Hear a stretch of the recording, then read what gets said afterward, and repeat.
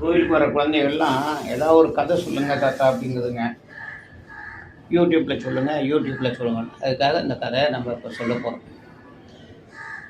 எதுலேயுமே வைராக்கியமாக இருக்கணும், அதுக்காக ஒரு கதை.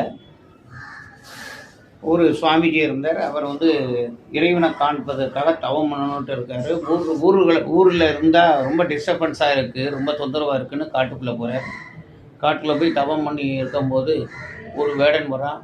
வேடன் என்ன சுவாமி, எப்படி இங்கே வந்தீங்க, எதுக்காக வந்தீங்க, என்ன செய்கிறீங்க, கண்ணை மூடிட்டு உட்காந்தா என்ன, எதுக்கு கண்ணை மூடி உட்காந்துருக்கீங்க அப்படின்னு கேட்குறான். நான் கடவுளை பார்க்க போகிறேன். கடவுளை பார்க்குறாந்தா எப்படி உட்காந்து எப்படி பார்க்க முடியும், போய் தேடினா தானே கிடைக்கும், கடவுள்லாம் எப்படி இருக்கும் என்னன்னு கேட்குறான்.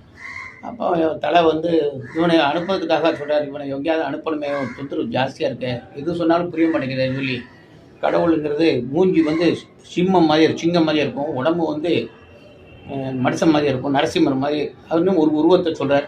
சாமி, இது வரைக்கும் நான் பிறந்ததுலேருந்து இங்கே தான் இருக்கேன், இது வரைக்கும் அந்த உருவமே கிடையாது, நீ என்னமோ அந்த மாதிரி மிருகம் கிடையாது, அப்படி இருந்தால் மிருகத்தை கொண்டாடுறேன், நீ சாயந்தரத்துக்குள்ளே கொண்டு வந்துடுறேன், இல்லை பாரு நான் எதுவும் சாப்பிடாம அதே தேடி எப்படியாவது கொண்டு உங்ககிட்ட கொடுத்துட்றேங்கிறான்.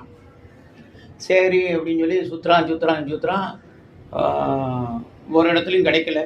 சாயந்தரம் ஆயிடுது. அவன் சொன்ன மாதிரி சுவாமிகிட்ட என்னப்பா பார்த்தியா அப்படின்னு கேட்குறாரு.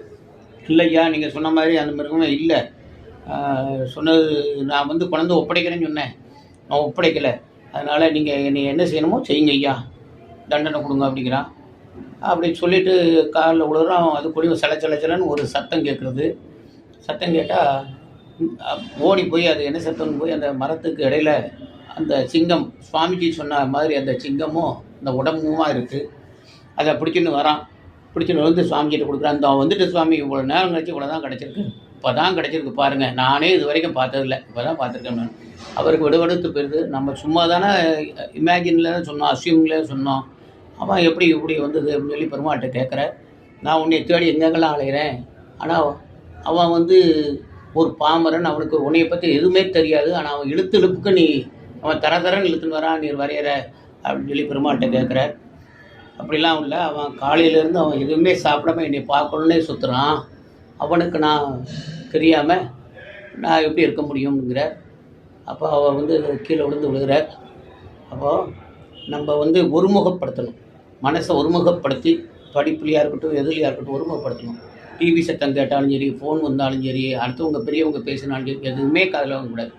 எந்த கஷ்டமும் நினைக்காம நமக்கு படிப்பு தான் முக்கியம் சொல்லி அந்த வைராக்கியமாக படித்தா நம்ம பெரிய ஆளாக ஆகலாம். இதை தான் அந்த கதையிலேருந்து நம்ம தெரிஞ்சுக்கிறோம். நம்ம படிக்கிற புத்தகத்தை வச்சுட்டா போகாது.